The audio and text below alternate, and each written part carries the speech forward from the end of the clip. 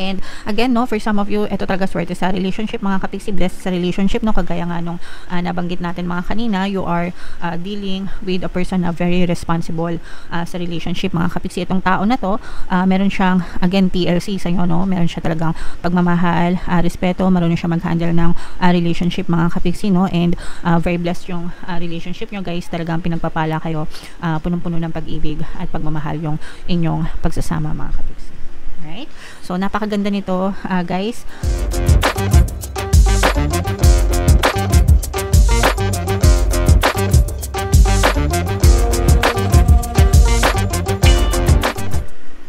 Hello guys, hello Sagittarius, welcome back to Pinay Pixie Tarot. Ang pamagat ng episode natin for tonight is blessings para ngayong July, mga kapiksi. So, para sa Sagittarius, Sun, Moon, Rising, Sign, and Venus. So, unahin muna natin tong deck na to, guys. Ito yung mga angel messages para sa inyo, mga kapiksi.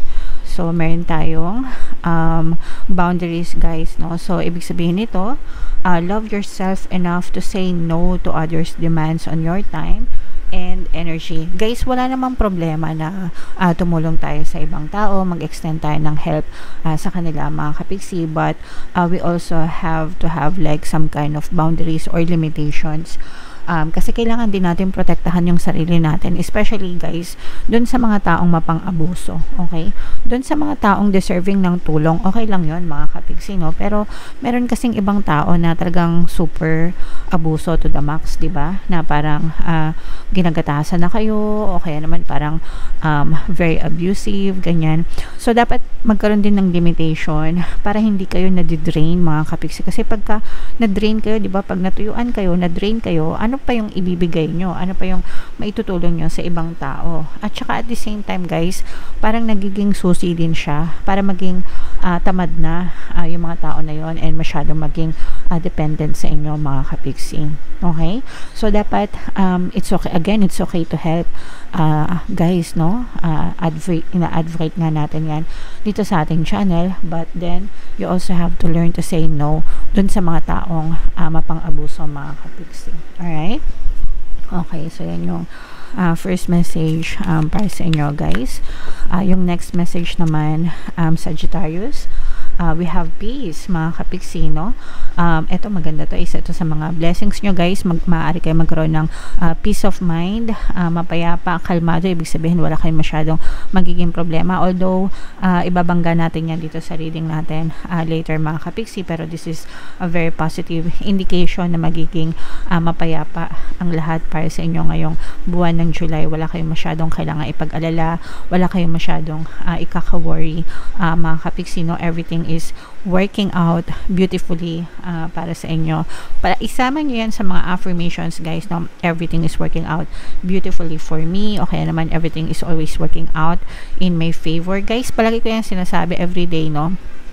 Kaya sobrang pabor talaga lahat ng nangyayari sa akin sa buhay natin, mga kapiksi, no? Kaya grabe, hindi ko maikwento sa inyo yung mga swerte na experience ko, guys, pero kapag nabalitaan nyo, as in magugulat kayo, mga kapiksi. But yeah, so and so i-mind nyo na yung mga peace of mind na yan, ayan, no, grabe, prosperity, mga kapiksi, prosperity, kasaganaan, no? The universe is pouring its abundance out to you. Be open to receiving, mga kapiksi. So kailangan maging handa kayo, guys, sa pagtanggap ng mga biyaya, mga blessings, kasaganaan, no? Magiging prosperous kayo, mga kapiksi. Etong card pa lang na to, guys, sapat na to, no? Sapat na So, ito, guys, you have to be open to receiving, no? Kailangan bukas yung puso nyo, handa kayo, ready kayo to receive the blessings, mga kapiksi. And para malagay kayo sa receptive state or receiving state, mga kapiksi, kailangan palagi kayo nagpapasalamat sa mga blessings na meron kayo. So, yung mga blessings natin, guys, kahit gaano kaliit, kahit gaano kalaki na mga blessings na meron tayo, always be grateful for those blessings. And the more na nagpapasalamat tayo, the more na mas pumapasok yung mga blessings na yon sa buhay natin, guys. Okay? Alright, so yeah, i-mind nyo na tong prosperity na to, itong peace of mind na to, mga kapiksiyan. I-mind nyo na yan guys sa comment section. Comment down below if feeling nyo naka-resonate kayo dyan. Tingnan natin yung energy ng Sagittarius guys. Shuffle natin to. Habang sinashuffle ko to, panoorin nyo muna yung video natin regarding sa ating paano mag-manifest ng abundance video course. Kapiksi, sawa ka na ba sa mga struggles at hirap sa buhay mo? Masipag ka ba at masikap sa buhay ngunit hindi ka pa rin umaasenso? Ilang beses ka na bang nag-attempt magnegosyo at mag-invest pero palagi ka pa rin nalulugi? Sa pagkakataon na ito ay maaaring may subconscious beliefs ka na nagiging balakid sa iyong pag-unlad at pagyaman. Introducing, paano mag-manifest ng abundance video course. Dito ay matututunan mong ma-overcome ang mga balakid mo para tuluyan ka ng umunlad, umasenso, sumagana, maging matagumpay, successful at maswerte sa iyong kabuhayan, pera, trabaho, negosyo sa lapi at kaperahan ng bonggang-bongga. Dali, mag-send na ng email sa pinoypixietaro@gmail.com at simulan na ang iyong pagyaman ngayon.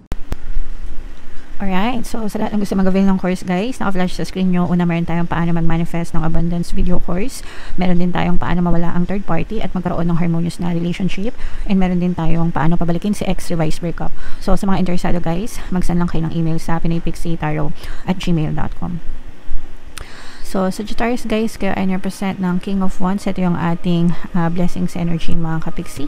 Latag natin yung spread nyo guys. So, sa reading na to guys, titingnan natin yung mga potential na blessings na pwede nyo ma-experience guys ngayong July. And yung mga negative energies naman, yung mga potential na balakid no, sa inyong mga blessings mga kapiksi.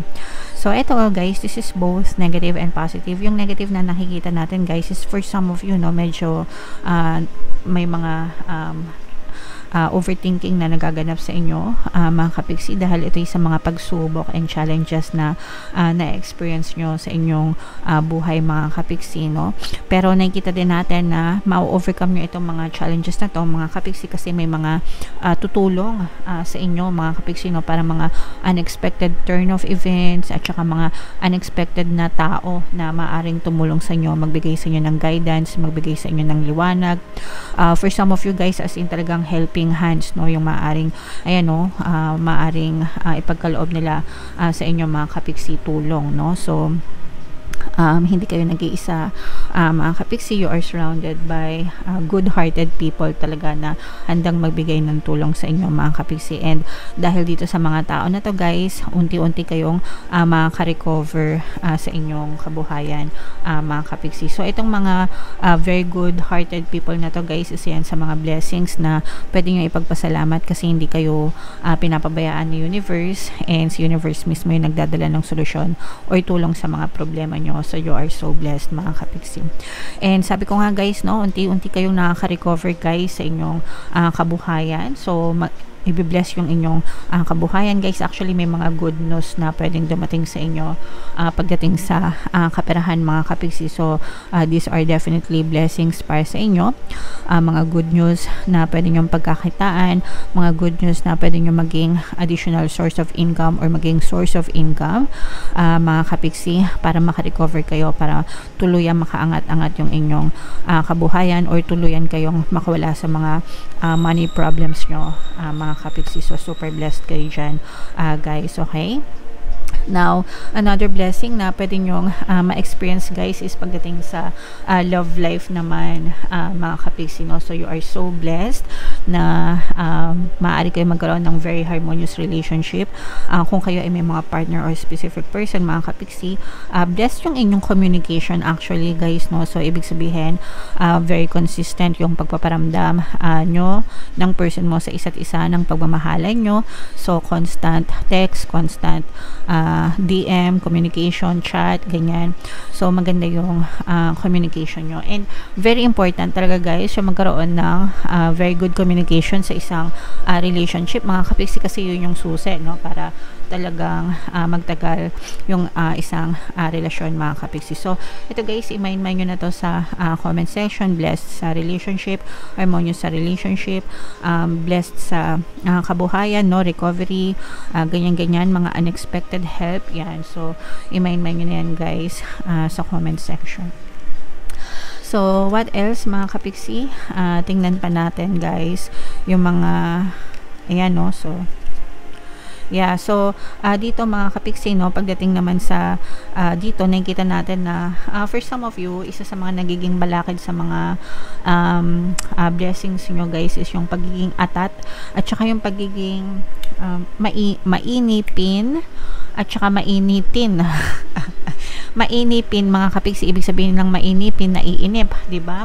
Atat, and yung parang padalos-dalos sa mga pagkilos, padalos-dalos sa pagdidesisyon, especially sa mga investment, no? Naghahanap ng shortcut ba, mga kapiksi, para sumakses sa buhay?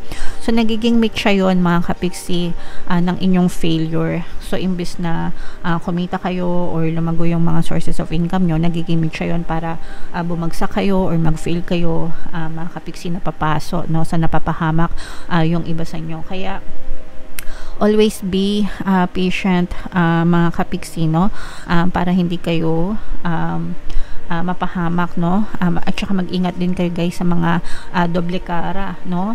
Itong mga doble cara na to, ito yung mga nagpapanggap, mga manloloko, mga kapiksi, no, mga nagpapanggap na mabuti yung intention sa inyo, pero pag nakuha na nila yung mga gusto nila, wala na kayo mga kapiksi. Kaya nga meron tayong boundaries energy dito guys, diba? Sabi dito, kailangan magkaroon kayo ng limitation. So kailangan marunong din kayong mag-filter mga kapiksi ng mga taong tinutulungan nyo para hindi kayo mapahamak guys, okay?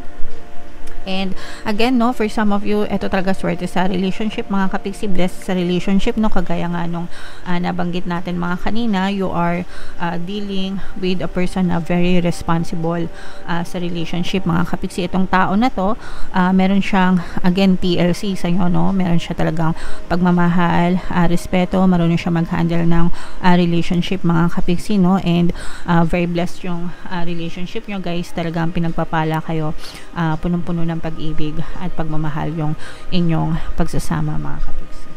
Alright?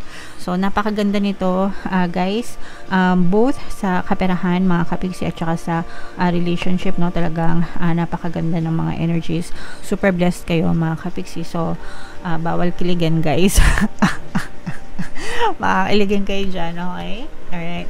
So, yeah, i-mind nyo na lahat, guys, ang mga magaganda dito sa comment section, and comment down below if naka-resonate kayo.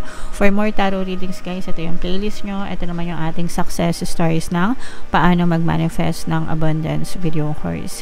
Thank you for liking, sharing, and subscribing, mga kapiksi. See you next time. I love you all. Have a nice day. Bye-bye.